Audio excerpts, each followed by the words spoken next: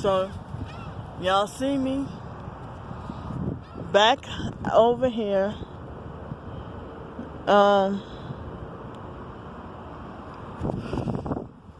So they have been gang stalking me more heavily and acting weird today.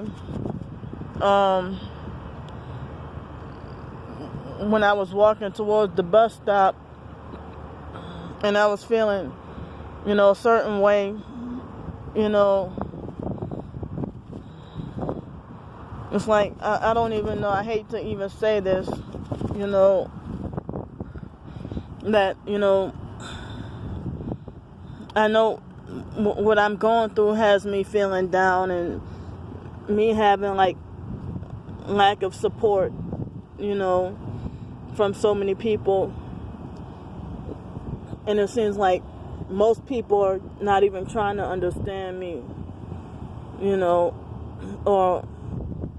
then narcissistic abusers, they justify their insensitivity by trying to make it like as if I'm the one who thinks it's all about me, when they're the ones who's selfish and don't care, and they handpick who to love and care about,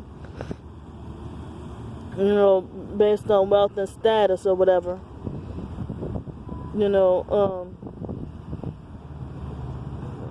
For years I've been thinking about, though, I can't find a way to create my own job.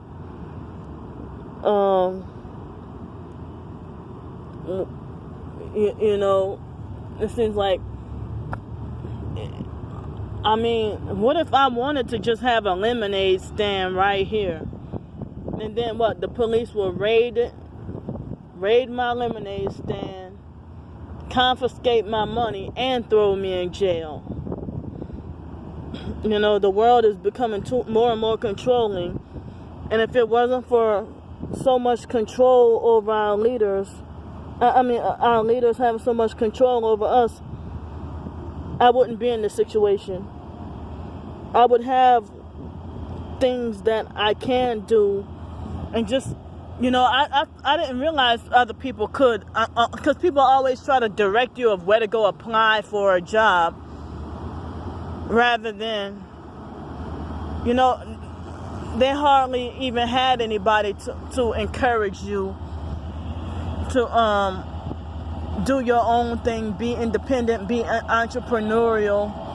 And then it seems like, just like we're trying to write a book, there's a certain formula you have to go by in order for people to want to buy your book, or a certain formula you have to go by in order to get whatever you make to be whatever arts or crafts or whatever, or food. There's a certain formula you have to go by in order for your for everything. For you to be taken seriously, So I could have been making and selling things long time ago and wouldn't have to be begging for help.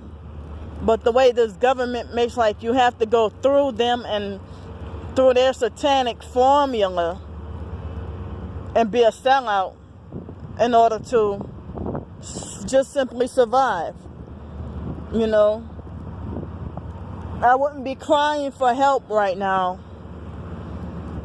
if I wouldn't have to give permission from a corporation or another human being having permission, to sell cookies, or, you can get attacked for just handing out Christian gospel tracts. They want you to have government permission to do that too. I was passing out my Christian gospel tracts at Disneyland in California a few years ago, and the security guard, it was a black person that snitched on me, and a white security guard ran me out of there, for trying to pass out my Christian gospel tracts. And then other people who said that they're Christian had agreed with them and defended them. Yeah. So, I could be spreading the gospel and selling you know, natural products, homemade, by my own creation, you know, but that's the way they want you to do. You know that you have to have permission just to sell freaking lemonade. Like the government really cares about you. I'm not saying I want to sell lemonade, but I can include lemonade in things I might want to make and sell. You know, I just use that as an example because sometimes that's what you see. People selling lemonade. Now you have to have a certain kind of permit, and just for control, because the government pretends to fake like they care about our well-being, all in the name of taking our rights and freedom away. As I said, if we had more freedom, I mean, I wonder who's homeless and poor with dirty fingers and hands, who, you know, they're probably only directed to a place to go for employment rather than being encouraged to do your own thing. I mean, I just saw a lady tweeted on Twitter, it's time for us to start creating our own jobs. And I don't remember what else she tweeted in the tweet. But, shucks, people have been saying that, you know. Somebody suggested that why don't you go do a dog sitting job? Well, nobody wants to take me seriously with no experience. You know, I try to apply for Rover and WAG. I tried, and Rover and WAG denied me. I tried to apply for Grubhub. They denied me. Well, I definitely can't rent a car being homeless on the streets. Well, with no permanent address. I don't know how people can do it. But I guess people must have had a home first. And then they must have had a home first. And then after they had a home, then I'm sorry, my thoughts are being blocked. But after they had a home first, and then they eventually went homeless, I guess after doing their Uber and Lyft job. And I hear people talk about diversifying their income, you know. But right now, you know, it's like me feeling hopeless and stuff like that. It's like I started to feel like giving up earlier. I really started to feel like giving up early and just quit with everything in life. And, you know, I'm feeling a little bit better now. But, it's like, some people say that depressive feeling is programmed from the perps or whatever via remote neural monitoring.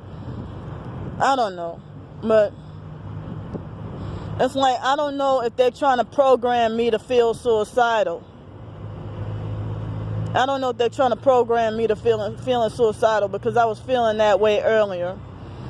And, you know, then something in me told me, you have a purpose to be on this earth. You know, I'm scared to give up. I've called myself promising that I would never feel or think that way again. You know, and I'm 36 years old. It's like I've been, from an early childhood, been feeling unwelcome on the face of this earth. And the same people, when I would attempt suicide in the past, would do stuff like, after my attempt, that's when they want to act all surprised and like they want to be Captain Save-A-Ho. You know, but it's like they criminalize you for even that thought of suicide, but then at the same time they program that in your head, and then turn around and criminalize you for it, you know. And I haven't even tried or attempted anything, you know. But seeing like everything is like a false hope in life. You know, it's hard to even get people to pay attention to my videos. So I don't even know if I'll gain a wider audience for my books. But I'm still trying to write them anyway. And it seems like whenever I'm feeling down, it's hardly anybody to give me words of encouragement and, you know, be supportive and compassionate. All they do is act like as if they want to call themselves their way of supposedly being supportive is like tough love, which is a form of abuse. It's fake love that's abuse. It's not being supportive by telling people, oh, suck it up, or you know, and for them to tell you suck it up, or just ignore them, or to tell. And now when people say ignore them, it triggers me when people tell me ignore them, because they just say ignore and then they move on about their life and go on like as if they don't give a fuck about you, rather than offering compassion and say it's okay to talk, you know, and I'm here for you. I'm here to listen to you. No, they just say ignore them, and then, but it's like, how you tell me to ignore when you have several pictures of the one headlight or the one brake light, one tail light. You have several pictures of those on your Instagram, but you tell me to ignore the gang stalkers, you know? So, and you sound insensitive, judgmental, and when you say ignore them, you sound insensitive, you say it in a way that sounds insensitive, judgmental, and condescending. And that's why I've been easily triggered and upset. And more of these people keep coming in my face saying ignore, and I get mad on social media and block them because they don't sound like they mean me any good, or like they care, or like they offer any compassion or any hope, you know. Or I have to hear people tell me, oh, we have too much problems of our own to be caring about you, you know.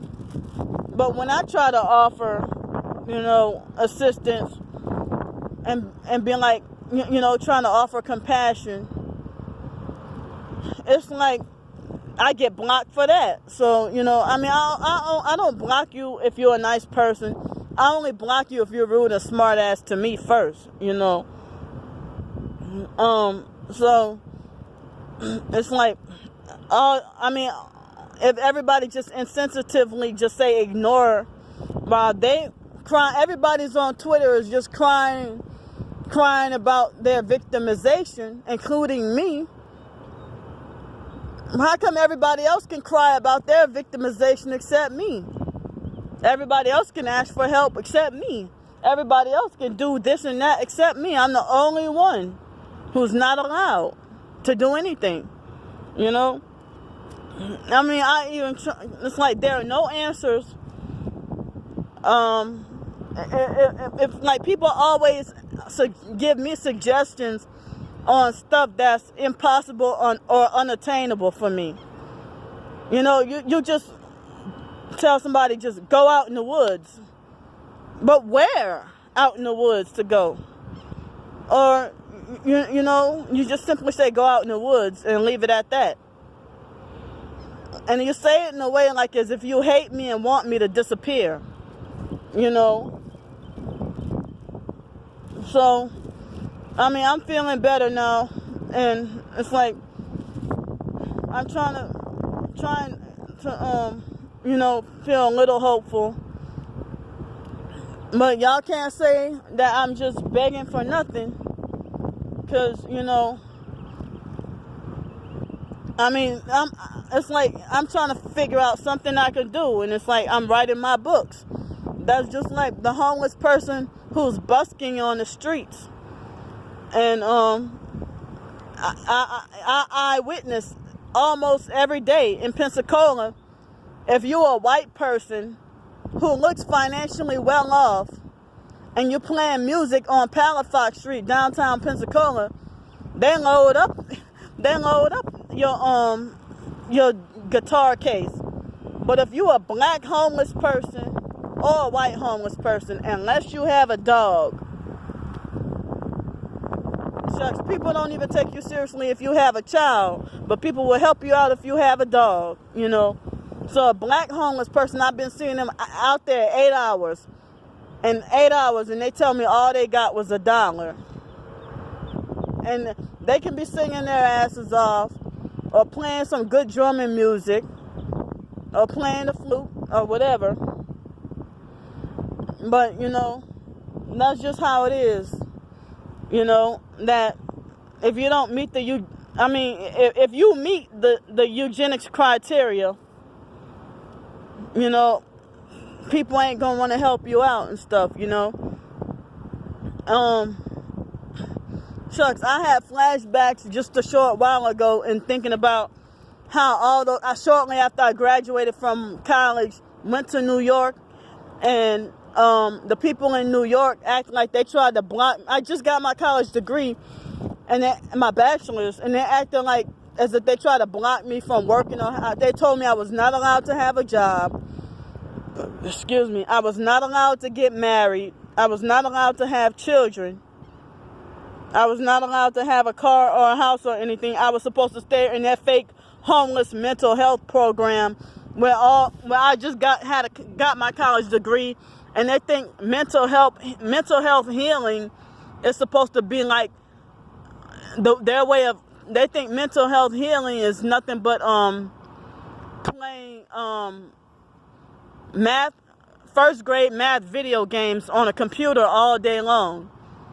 And then in mental health groups and stuff, everybody's allowed to talk except me. And then everybody else acts like as if they don't want to talk, you know, about their problems. And then the person leading the group falsely accused me of monopolizing the conversation. When nobody else wants to talk, they act like they're too shy to talk, you know. And it's a campaign against me to try to make it like, oh, you talk too much, you know. You talk too much. Shut up. You know, nobody cares about your problems. Nobody cares about your dysfunctional family. That's what a lady told me in 2003 in Gretna. That was in Marrero, Louisiana, in that mental health program. So that's supposed to be support by telling you nobody cares about you and your dysfunctional family. And then forced me to take psych meds, and then threatened to have me locked up in a mental institution. You know. So now I'm just out here now in the restaurants nowadays. I'm tired. I don't like to eat the food at the bars. I don't even like to go to the bars, but I go to eat and not. That's mainly what they got downtown, you know. But you can't, mainstream fast food. You know, it's only, if it's not just carry out, it's takeout or carry out, it's drive through only. And so the libraries are closed, and I can plug up my phone at the local restaurants and bars. They'll let me plug up my phone when I eat. But now they won't even let me do that, plug up my phone, you know, while I eat. And so, it's like mainly junk food at the bars that they sell, like burgers and fries or wings. Well, wings is not really junk food, but the fact that they fry it is what make it junk, and stuff like that. So, I'm done talking for right now, and I'm just still trying to see about some more help. Thanks, bye.